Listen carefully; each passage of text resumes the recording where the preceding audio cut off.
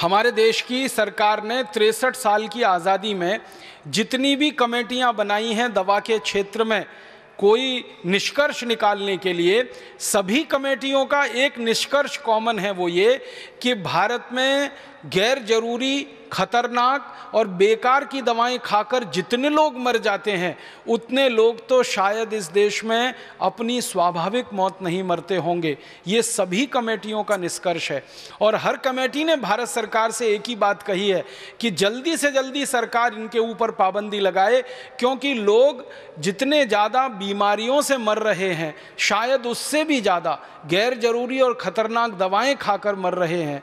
ये भारत की स्थिति हर कमेटी ने अपने निष्कर्ष में व्यक्त की है, लेकिन दुर्भाग्य हमारी सरकार का और भला हमारे देश में इस भ्रष्टाचारी व्यवस्था का कि किसी भी कमेटी की इस बात को माना नहीं गया।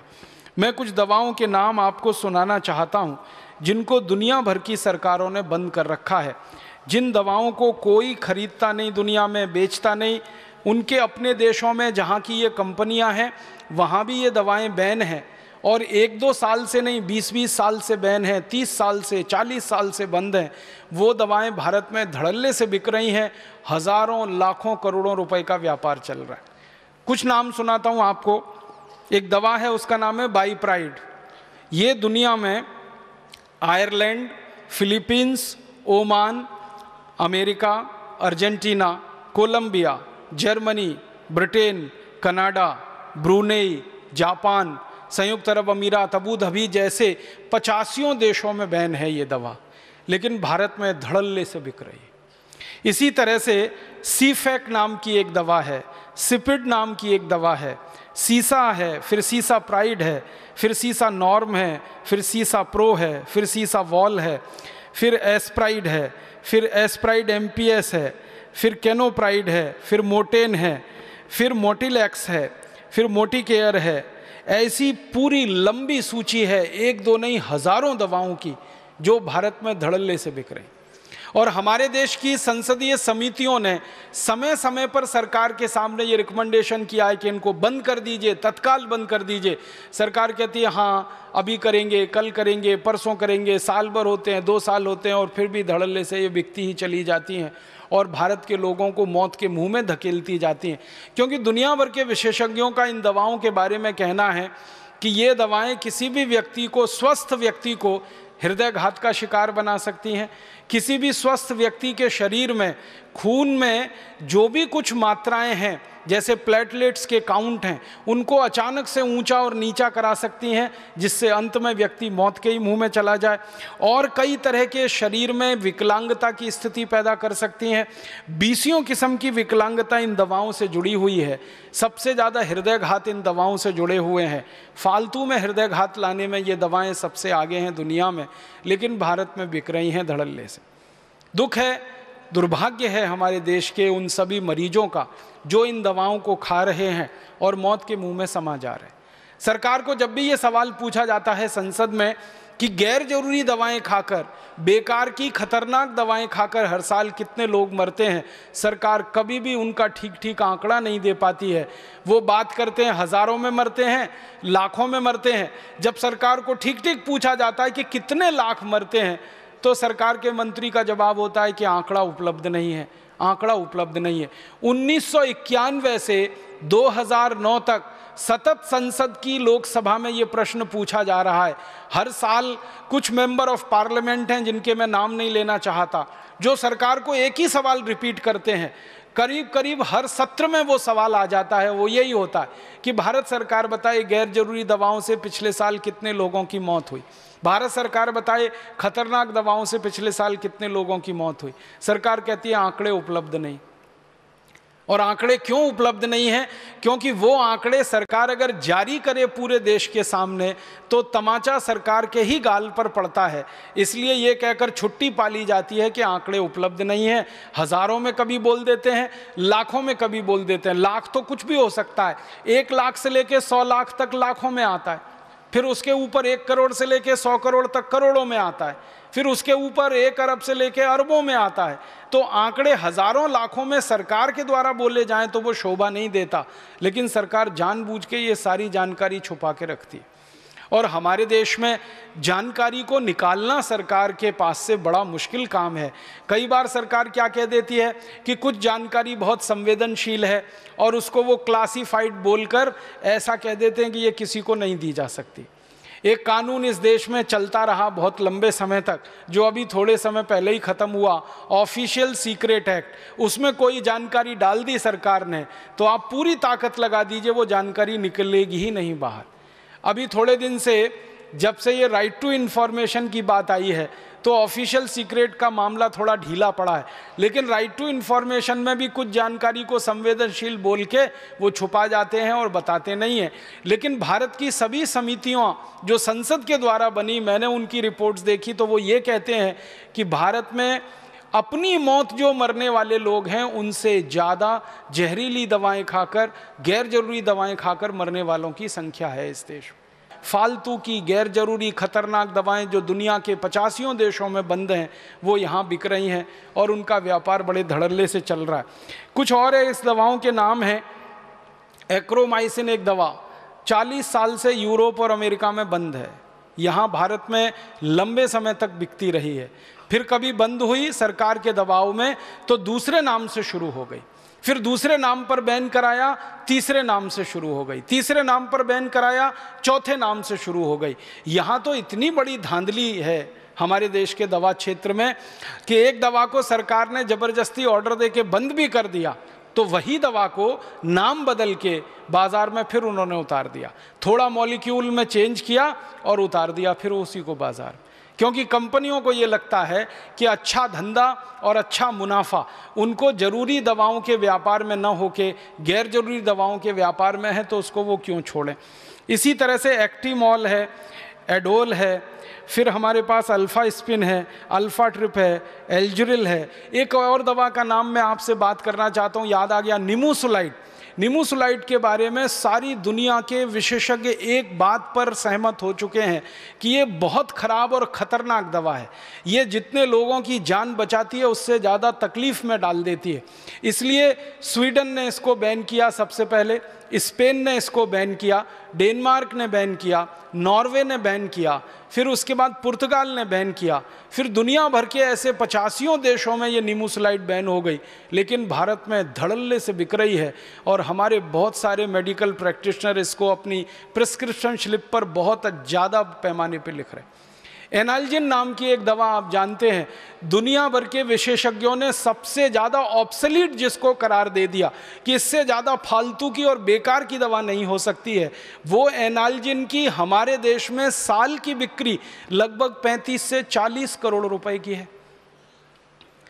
अमेरिका में जिस दवा को कोई पूछता नहीं, यूरोप में जिस दवा को कोई पूछता नहीं, लैटिन अमेरिका में जिस दवा को कोई पूछता नहीं, एशिया के देशों में जिस एनाल्जिन को कोई पूछने वाला नहीं है। आपको शायद मालूम होगा कि टेक्स्ट बुक में से भी ये दवा बाहर हो चुकी है सालों साल पहले, लेकिन भारत में इसका इतना बड़ा बाजार है एनाल्जिन का, लगभग 35 करोड़, पिछले साल का मैंने मार्केट पता किया, 37 करोड़ रुपए की बिकी है ये दवा।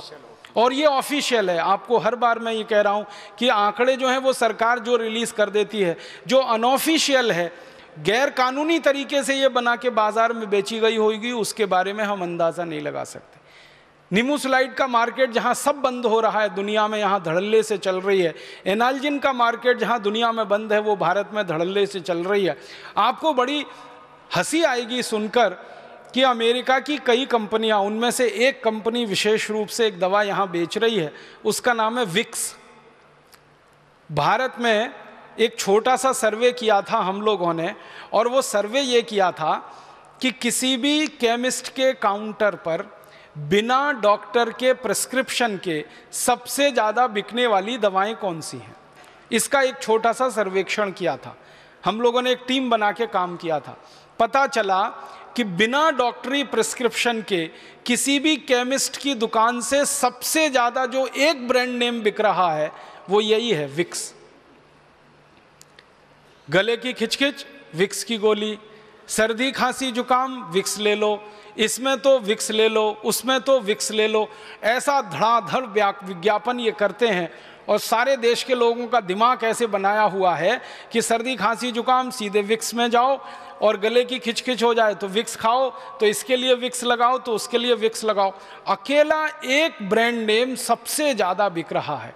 फिर मैंने और हमारी टीम ने ये जानने की कोशिश की कि अच्छा पता लगाओ, ये जो विक्स का ब्रांड नेम है जिसको एक अमेरिकन कंपनी भारत में बेच रही है, उस कंपनी का नाम है प्रॉक्टर एंड गैम्बल, ये कंपनी अपने देश में बेच रही है क्या इसको, और यूरोप के देशों में बेच रही है क्या? क्योंकि प्रॉक्टर एंड गैम्बल का मार्केट तो दुनिया भर के देशों में है, 56 देशों में व्यापार करती है। पता चला कि अमेरिका में नहीं बिकता, ये यूरोप में नहीं है, फ्रांस में नहीं, जर्मनी में नहीं, स्वीडन में नहीं, स्विट्जरलैंड में नहीं, डेनमार्क में नहीं, नॉर्वे में नहीं, आयरलैंड में नहीं, स्कॉटलैंड में नहीं, इंग्लैंड में नहीं, किसी भी देश में जो नहीं है उनका ब्रांड, वो भारत में सबसे ज़्यादा मुनाफा देने वाला उनका ब्रांड है।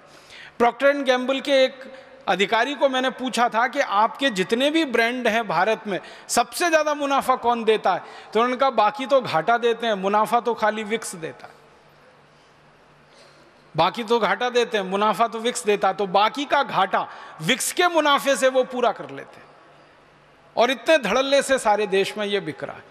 इसी तरह की बहुत सारी दवाएं हैं बाजार में जिनको हमारे देश में टेलीविज़न के विज्ञापनों के माध्यम से, रेडियो के विज्ञापनों के माध्यम से, अखबारों के विज्ञापनों के माध्यम से ये कंपनियां बेच लेती। आप जानेंगे कि दुनिया भर के देशों में ये कानून है कि दवाओं का विज्ञापन आप नहीं कर सकते, ना टेलीविज़न पे, ना अखबारों में, ना पत्रिकाओं में। लेकिन भारत में धड़ल्ले से टेलीविज़न पे भी विज्ञापन है, पत्रिकाओं में भी है, अखबारों में भी है, रेडियो पर भी है, और कानून है उसके बावजूद ये है। आपको सुनकर हैरानी होगी कि कानून है उसके बावजूद ये है। कई देशों में कानून थोड़े सख्ती से लागू होते हैं।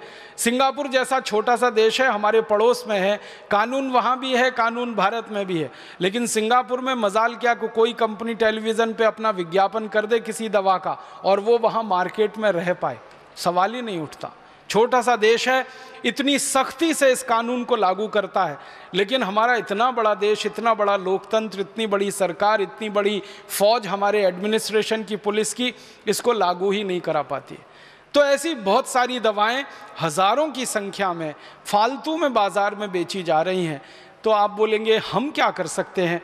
आपकी बहुत बड़ी भूमिका मैं इस काम में देखता हूँ, और वो भूमिका ये है कि आप एक संवेदनशील चिकित्सक होने के नाते, एक बुद्धिमान चिकित्सक होने के नाते अपने जीवन में एक संकल्प छोटा सा कर लीजिए कि मैं मेरे प्रिस्क्रिप्शन स्लिप पर किसी भी मरीज को फालतू की एक दवा भी नहीं लिखूंगा, और ऐसी कोई दवा नहीं लिखूंगा जो भारत के मरीज के लिए ज़रूरी नहीं है लेकिन कंपनी के मुनाफे के लिए बाज़ार में। अगर आप इतना सा एक छोटा काम कर देंगे तो इस भारत देश के लोगों का हज़ारों करोड़ रुपए बच जाएगा। लोगों का तो बच ही जाएगा, वो भारत देश के लोगों की जिंदगी भी बचाएगा, उनका जीवन बचाएगा। तो आप अगर अपने मन में एक संकल्प ले लेते हैं, ये बहुत पवित्र संकल्प होगा जो आपके सम्मान को बढ़ाएगा, कम नहीं करेगा, आपके सम्मान को मरीजों के दिल में बहुत गहरा स्थान देगा।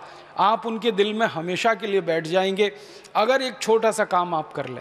मैं आपको एक उदाहरण देके इस बात को कहूँगा। स्वीडन नाम का एक छोटा सा देश है।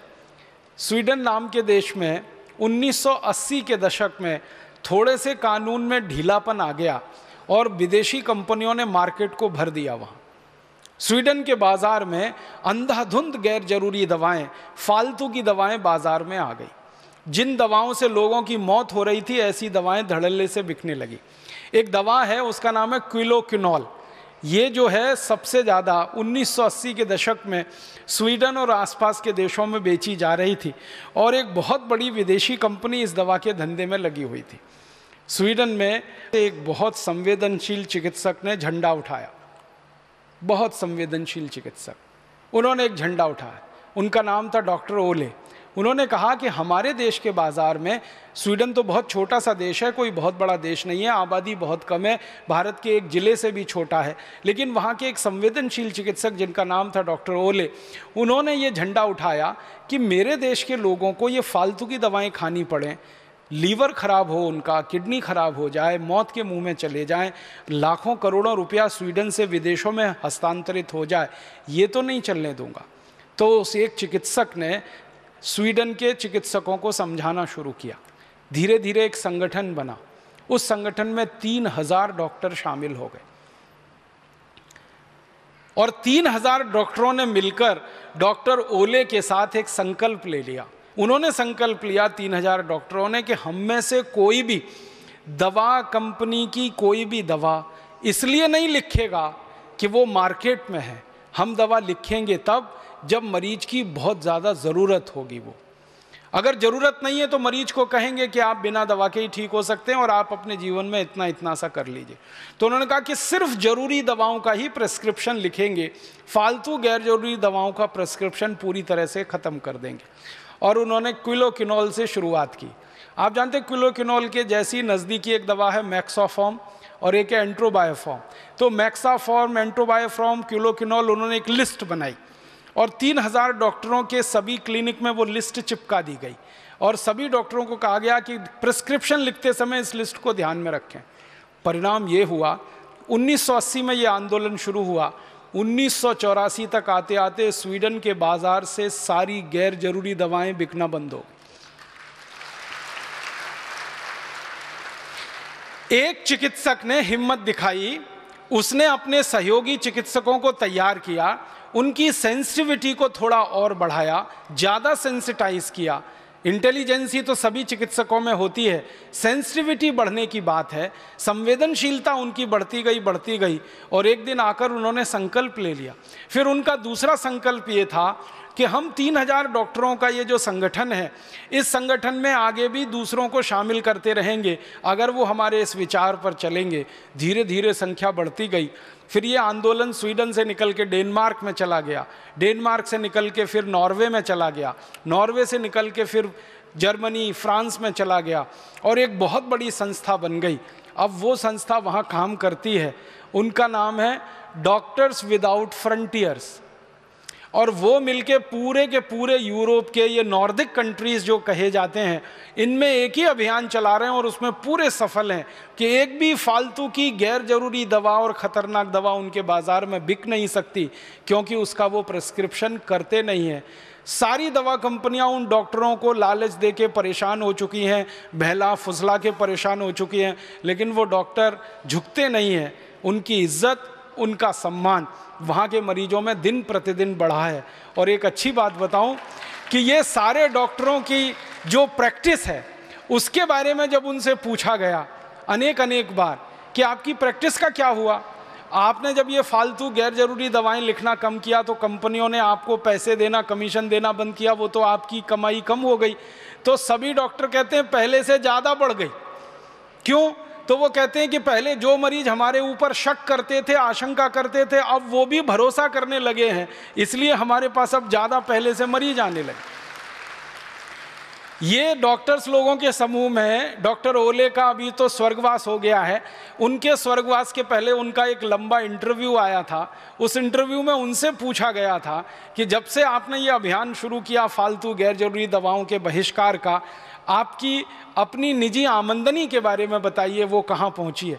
तो उन्होंने कहा मेरी निजी आमदनी 3.5 गुनी बढ़ गई है, क्योंकि पहले मेरे पास जितने मरीज आते थे अब उससे कई गुने ज़्यादा मरीज आ रहे हैं और मुझे अब दूसरे देशों में बुलाया जाने लगा है, क्योंकि मैं इस अभियान के एक नेता के रूप में स्थापित हुआ हूं।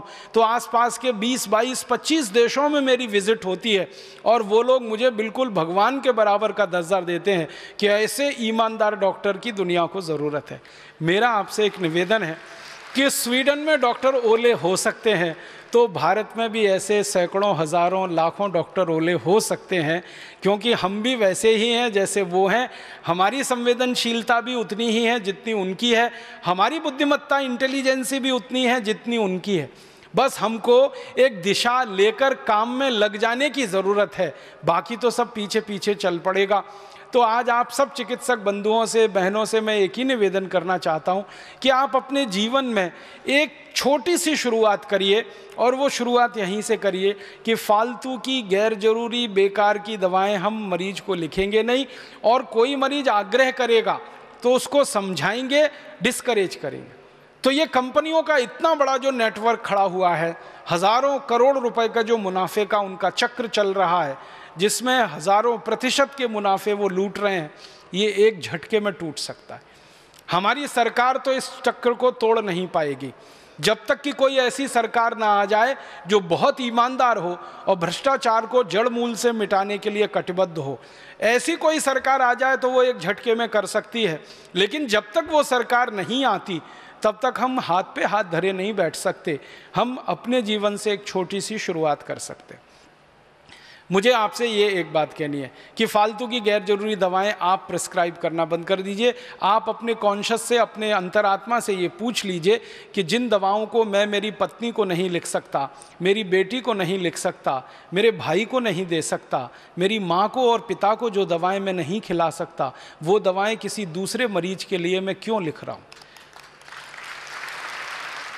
तो आप जो दूसरों को वैसा ही मानने लगें जैसे आप हैं, आपके परिवारी जैसे ही सब हैं।